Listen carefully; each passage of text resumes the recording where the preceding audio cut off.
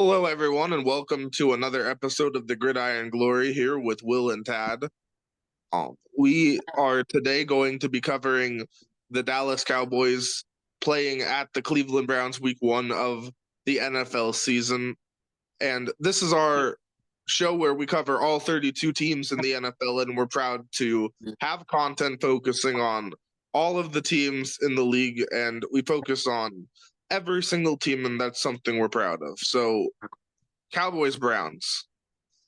A big win for the Cowboys. 33-17 was the final score, and to be quite honest, it felt like it was even more of a blowout than that score would indicate. It was a really impressive showing from the Dallas Cowboys, and it was a really disappointing outing for the Cleveland Browns, to be quite frank. Going for the Cowboys, you had Dak Prescott go 19 of 32, 179 yards, and a touchdown. Not a particularly flashy stat line, but certainly made the plays you have to make.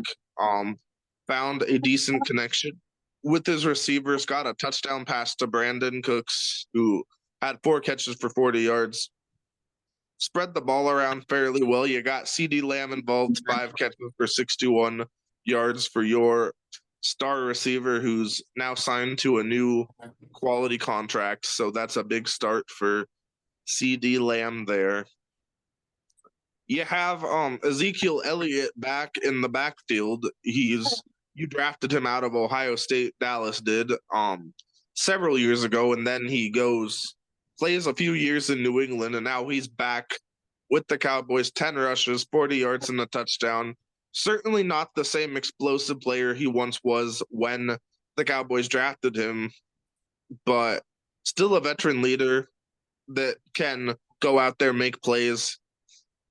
They did a solid job mixing it up in the backfield. Also got Rico Dowdle involved with his 8 carries for 26 yards. So quality work there by the Dallas Cowboys, and a lot of quality work on defense by Dallas. You have Eric Kendricks getting an interception. You have Trayvon Diggs getting an interception. So just a lot of big plays there. Kendricks also had 9 tackles and 2 sacks. So a big game out of the veteran Eric Kendricks. DeMarvin Overshawn had 11 tackles. That's a big game there.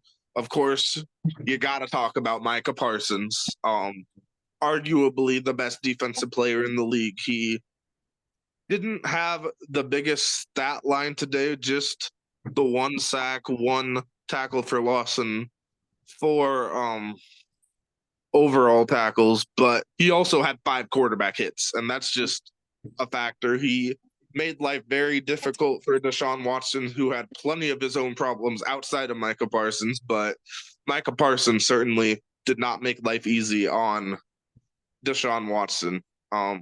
What's your take on Micah Parsons as a football player?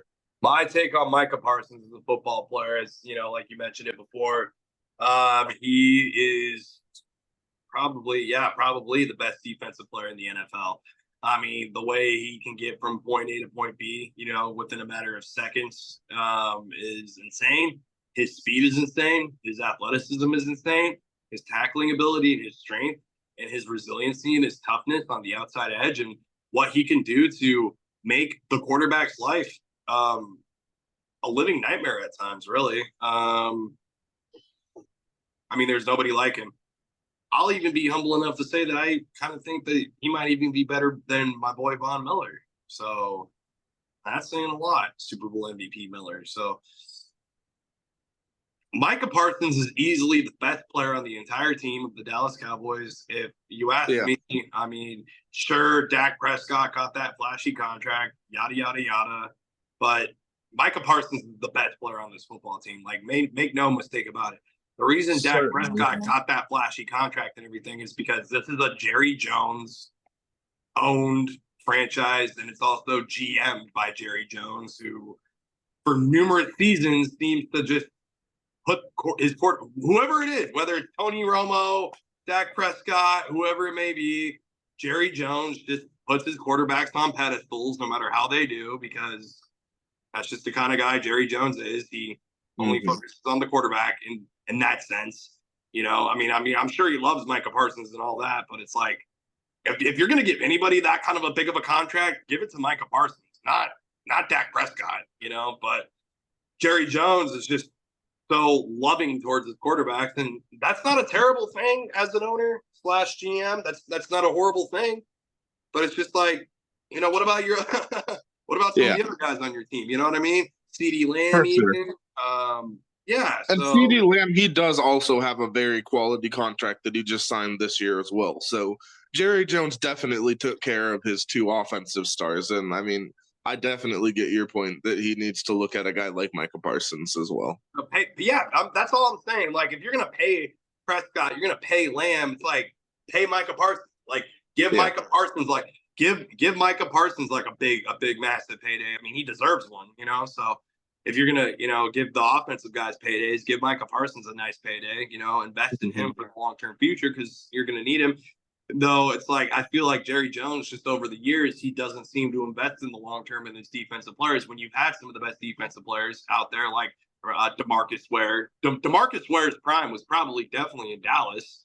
Yeah. And you didn't do what you needed to do to hang on to him. And I mean, there's countless others that I can think of, countless star defensive players that just didn't stick around in Dallas because Jerry Jones just seems to cling on to his offensive players. That's just my personal take on that.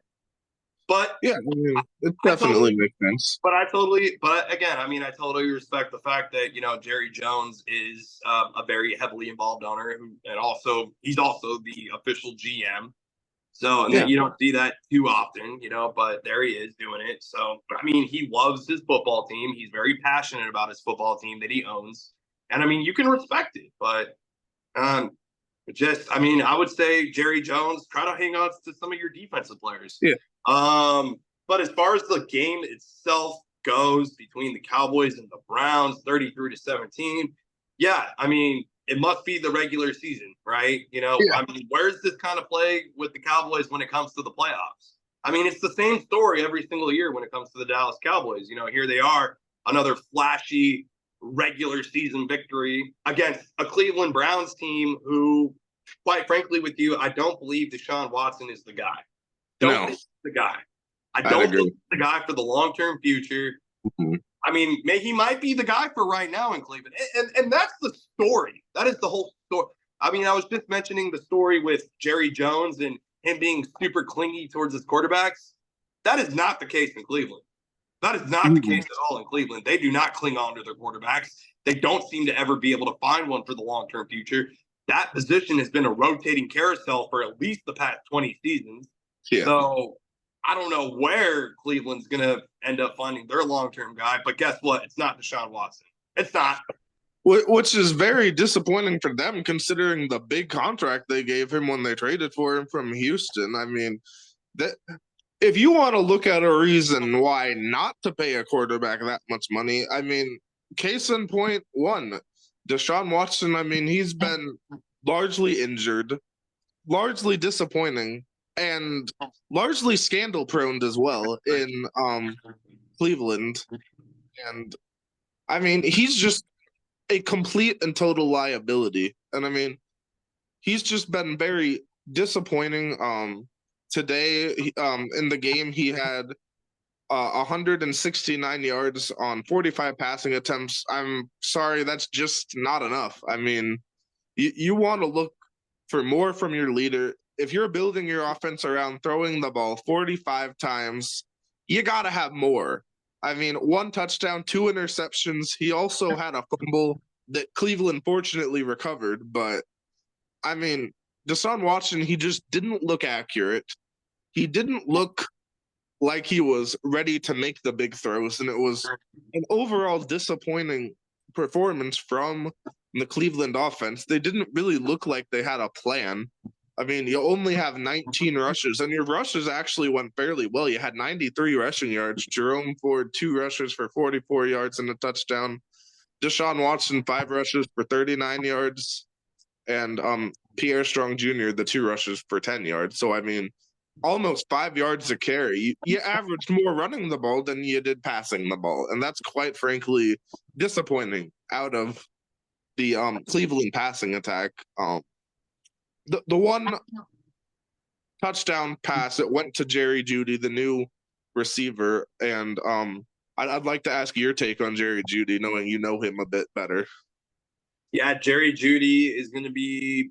If he has a solid quarterback, a solid, consistent, long-term franchise quarterback, I think he could be great. But he's never really had one of those in his career. Now, has he? Mm-hmm. Jerry No. Jeudy has never had a consistent quarterback in his entire career. Season Mm-hmm. after season, he's had to deal with some sort of different quarterback situation. And here he is again, doing it again, but now just in a completely different city on a completely different team. So I think he's a great wide receiver. I think he's explosive. I think he can be speedy if he can stay healthy. That's kind of also been another one of his concerns throughout his career is his health. So if he can stay healthy, this is definitely a Cleveland team that can go a long way here. So look out for that. And yeah, overall, just a massively disappointing showing from the Cleveland Browns here. Jerome Ford, yeah, you mentioned the one touchdown. The defense just wasn't there. This must be the regular season for the Dallas Cowboys. That's all I can really say. It must be the regular season for the Dallas Cowboys. I do also want to give credit to Kevontae Turpin for the Dallas Cowboys, who had a punt return touchdown. Yes, that's yes. Kevontae Turpin, that was a very explosive punt return. And at that point, Dallas went up 27-3. That just really they were just exemplifying their the 17 points from Cleveland didn't really those were garbage time points. Yeah. This was a domination game by the Dallas Cowboys. Real quick though, I am curious to get your take on Tom Brady being a commentator for this game and commentating on Fox for it. Yeah, Tom Brady, he's a guy, he was obviously a legend on the field, and now he's getting his post-playing career started as commentator for the network, and now he's a guy that's out there. And he had some ups and downs. It was his first ever game broadcasting. You don't think of Tom Brady as a rookie, but in the broadcasting industry, he's a rookie. It was his first get-go, and he had some positive moments and some moments that were learning experiences. And it's really weird to talk about Tom Brady as a guy that has a lot to learn, considering all he's done in his career. But this is new for him, so we'll just see where it takes him. I think he'll end up being a great commentator. Those quarterbacks usually make the best kind of commentators because they really know the ins and outs of the game. It was kind of the same thing with Tony Romo. When Tony Romo came in and started being a broadcaster, it took him some time to really get going, and now Tony Romo kind of found his rhythm as a broadcaster. So, Tom will get there. He figured out how to play the game itself and get really good at it. So I have no doubt in my mind that he'll find a way to get this going too. He loves the game of football so much that here he is still involved in it, and you love to see it. You just love to see it. Absolutely. Anyways, yeah, Cowboys win 33-17. Next week, the Dallas Cowboys go on to play. Let's see here. They play the New Orleans Saints at home on Fox at noon. Noon Central, 1 Eastern, depending on where you live. And then the Cleveland Browns, it looks like they're going to end up going and playing the Jaguars. They're in Jacksonville in the early afternoon window. So that'll be a game where two teams are looking to bounce back from losses. Yeah, and I would definitely probably take Jacksonville in that game, just speaking right now. I don't have high hopes for Cleveland. I know it's only one game.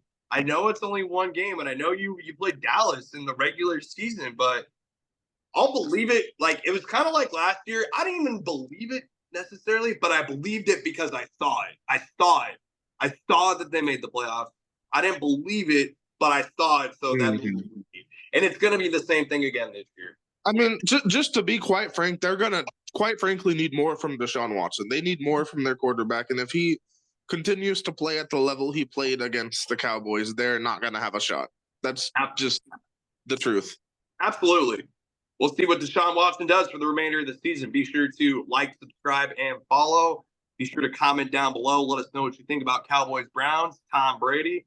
And be sure to keep watching the Gridiron Glory, where we cover all 32 teams.